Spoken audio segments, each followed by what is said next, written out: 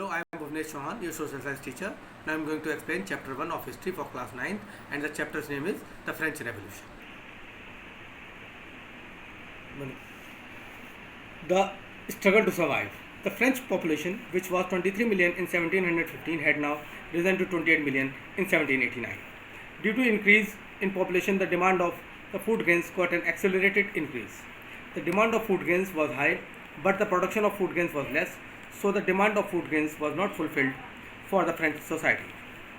A piece of bread, which was a staple diet for the French population, its price increases rapidly.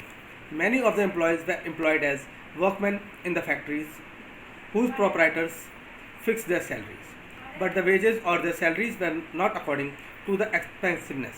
The gap between the rich and the poor broadened due to the rise or hike in prices. Decrease in production of harvest or crops due to hail or drought make the situation more unpleasant or unfortunate. The livelihood of the French people was difficult that took place generally in France among the old regime.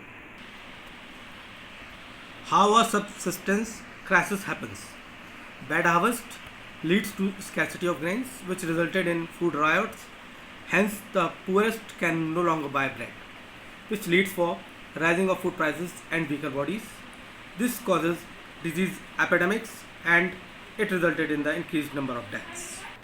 A growing middle class envisages an end to privileges. In the earlier times, farmers and laborers contributed in revolution against the rise in taxes and shortage of food. But they have no means and programs that may bring a change in social and economic order. These all were left to the groups within the third estate who were prosperous, educated, and have new ideas. In the 18th century, a new social group came into existence known as middle class, who gained their money through an extending overseas business from the production of goods like woolen and silk textiles, which was either exported or purchased by the richer members of the society. Besides traders and producers, and the professions which were included in the third estate were like lawyers or administrative officials. These all were educated and they all believed that no group in the society should have freedom since birth. The ability or a qualification of a person should be his social position in the society. The ideas recreating a society based on freedom and equal laws and prospects for all were put forward by philosophers like John Locke and Jean-Jacques Rousseau. John Locke refused for the doctrine of divine and absolute rights of the monarchy system in his book named Two Treatises of Government. Rousseau prepared an idea suggesting a government based on social contract between people and the delegates.